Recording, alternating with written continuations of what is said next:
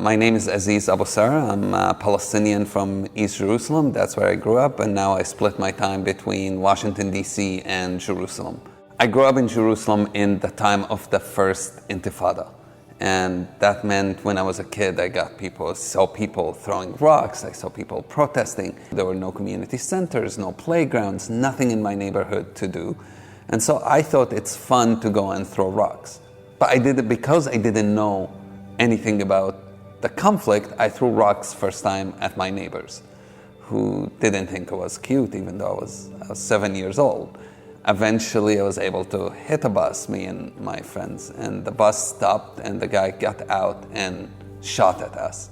And that was my first real introduction to the conflict. A couple of years later, my brother was arrested from home on suspicion of throwing rocks. He refused to confess. He was beaten up until he eventually did confess. My older brother ended up dying in the hospital as a result of the beating he received in prison. When that happens to you, you lose your brother, you become angry, you become bitter, you become full of rage, because you become full of hatred as well, because if somebody kills your brother, the normal thing you do is to revenge. When I was 18 years old, I realized that revenge is not the path. And then I finished high school, realized I needed to study Hebrew. And the best place to study Hebrew is an ulpan, which is where Jewish newcomers, immigrants to Israel go to study Hebrew. It was my first time to meet Israeli Jews as human beings. It was the first time where we were able to have a conversation as equals, not a soldier at checkpoint letting me in or not letting me in, but actually being equals in a classroom. And so in that classroom, my life changed completely. I was able to meet people who showed me a different image of the other. People who were against the occupation as well. People who I saw as a human being. And next time there was a bombing in their neighborhood, my first thought was, how are my friends okay? How can I get in touch with them?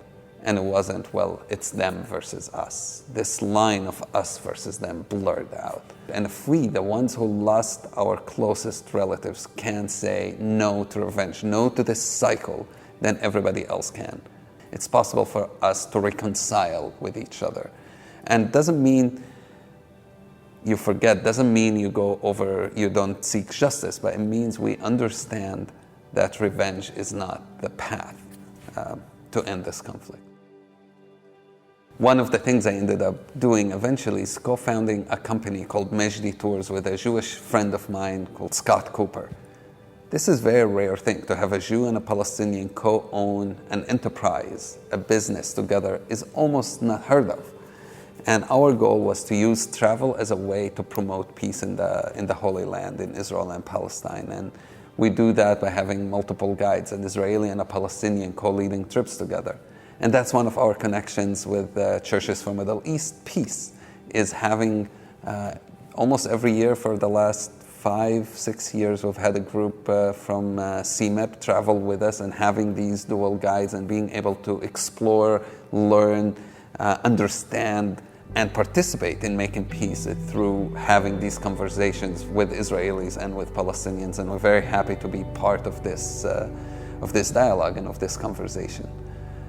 Jerusalem is a place where all my family live in. It's a place where my brother was killed. It's a place where I grew up seeing so much division, and yet it's a place that can unify people.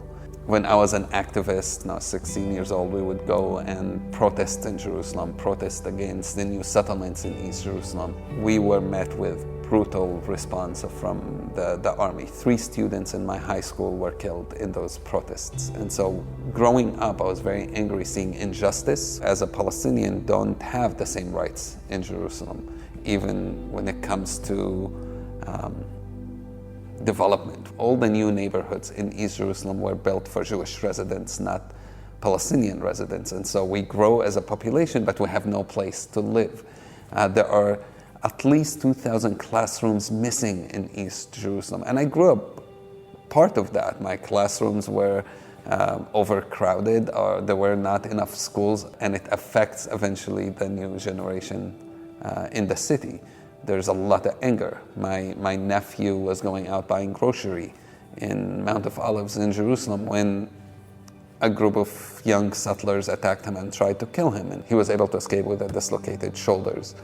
The same day my nephew was attacked and his shoulder was dislocated by the Jewish extremists, Israeli extremists, one of my very good friends who's Jewish was also attacked, and a Palestinian tried to stab her that day, and she was able to move, and somebody else was stabbed and he was killed in the attack. And so this is a reality of living in Jerusalem, and that's why on one hand I love the city, on the other hand I struggle with it, because it has taken so many lives, and the claim of how much people love it instead of making it a better place has made it a worse place, a place of bloodshed, a place of killing, and it shouldn't be. Jerusalem means peace. That's how I see it, and I hope one day soon we can definitely get to that meaning.